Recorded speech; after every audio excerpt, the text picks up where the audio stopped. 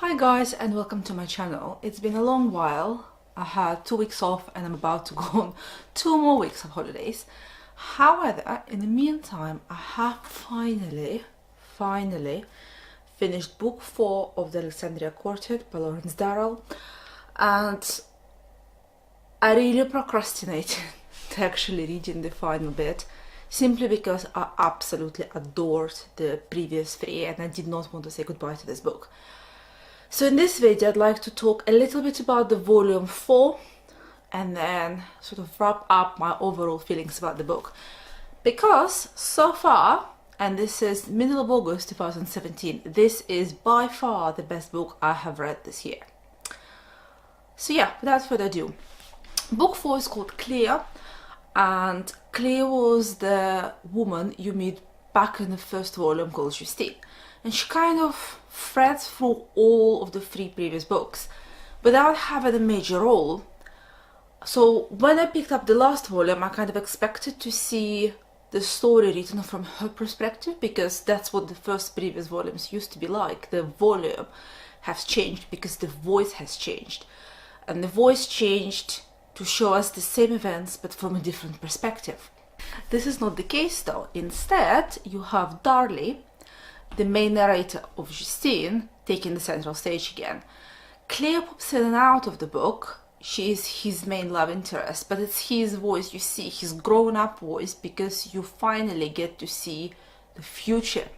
So you kind of look back retrospectively at the events of the previous 3 books, and you get all of the answers which have been raised there.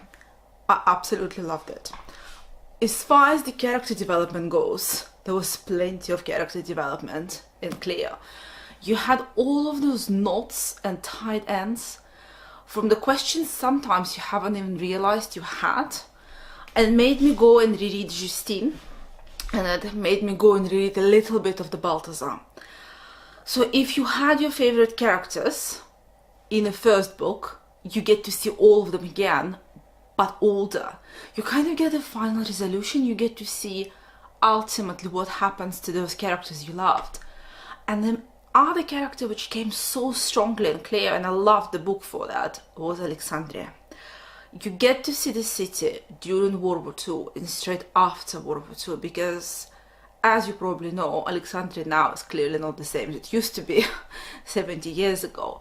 What changed was the rise of a nationalistic movement, and the Egyptian government had completely taken over, and they changed the landscape. Instead of being a very multicultural, very free and very forgiving society, it has become a lot more homogeneous and a lot more Muslim driven. So even if you travel to Alexandria now as a tourist, you will never meet the city which was. And the whole of the last book, the 4th book, it's a farewell, it's the love letter, just completely permeated with the sense of nostalgia towards that Alexandria of the bygone day. And it felt so sad, like literally from about 20% into the 4th volume, you realize that the author is saying goodbye to the city. And it's a little bit autobiographical, because you know that Lawrence Darrell has lived in Alexandria at the time, and then he moved to France, and that's exactly what happens to the characters in the book. For the variety of reasons, they realize that Alexandria is changing, it is becoming suffocating, and they have this move to the rest of the Europe. They just realize that the continental Europe is changing as well, following the end of the war, and it's becoming more freeing, more liberating, and they make that decision to move there. So there are 3 things I absolutely loved about the last volume. Number 1 was the character development. I thought it came the strongest.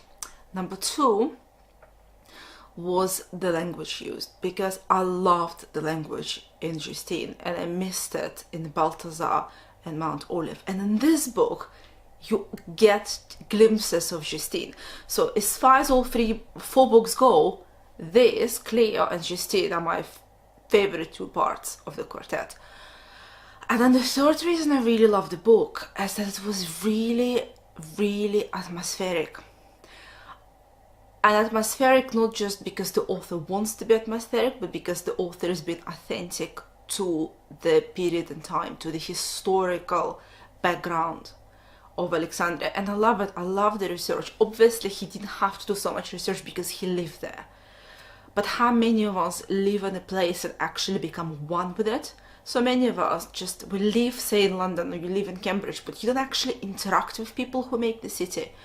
And it makes such a huge difference. It's like, I keep telling my friends, if you haven't been a student in Cambridge, if you have not actually engaged with the student life, with the college life, yeah, it's a pretty city, you have lots of colleges, but what goes behind the closed doors is what makes the city so special. So yes, I'm an alumni, I don't really participate in that life, but that's what made my experience as a student so fulfilling. So it's the same thing with the author. He lived and breathed Alexandria, and it comes through. So as far as the whole of the quartet goes, it's absolutely fabulous. I am really saddened that so many people just lived a life and without giving a second glance to this book. Yes, it looks chunky, but literally compared to War and Peace, it's much, much shorter. And it's such a freeing book. You have to go into reading this with a completely open mind. If you have prejudice against, say, homosexuality, or about sexuality as a whole, if you have very strong views about how people should live their lives, you will probably struggle reading this. And that's what I loved about it. It was a breath of fresh air. It was completely non-judgmental. And the only way you could do it is by placing Alexandria of 1930s, 40s and 50s, because people were just not impressed by incest or people living as a free, as a couple, living as a two, people living as a free. It's not puritanical, and I loved it for that. It is absolutely freeing, and it frees you as a reader when you read it as well, because it makes you much more tolerant, and it's always a good thing in my opinion. I would not recommend this book maybe to someone who's younger than 18, just because of the language used and some of the content. However, if you're older than 18, by all means, this book is definitely accessible. You might struggle with the language, as I mentioned when I was reading Justine, but once you get through this hurdle, everything else just flies. It's a very growing up book. It has a lot of very deep adult philosophical conversation, which is not really being given to you in a didactic manner, which is another thing I respect. The author does not try to teach you just by sitting you down and putting the pearls of wisdom in front of you. No, it is integrated in the text. It comes as bits of surprise when you read the rest of the story, and the story is in this book, which just gives yet another dimension to it. You have a plot, you have full character development, you have beautiful historical setting, and yet you actually have really well developed philosophical thoughts going through this book, which are just there. If you want to reach towards them, if you want to think more about those topics, by all means do, but the author is not pushing it on you. It's not, there is no spoon feeding. And to be honest, this was written between 1957 and 1960, back in the time when people used to be so puritanical. This is the most sexually liberating book I have read, even compared to the modern literature. There's no 50 Shades of Grey there, but it's just sex is like breathing. There is deliberation about all sorts of love of this book, but there is no mistaking between lust and sexual desire and actual love, which so many current authors do. Lawrence Darrell was good friends with a lot of authors writing at the time who wanted to talk about sexuality, but their personal view, their personal upbringing was suffocating their writing because they just could not get over it. But the fact that Lawrence Darrell was born in India, he grew up in India, he was part of that pre-World War II life.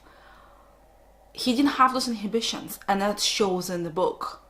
I can totally see why he has chose to live the rest of his life in France rather than coming back to Britain, because he would have found life in Britain a little bit more stifling.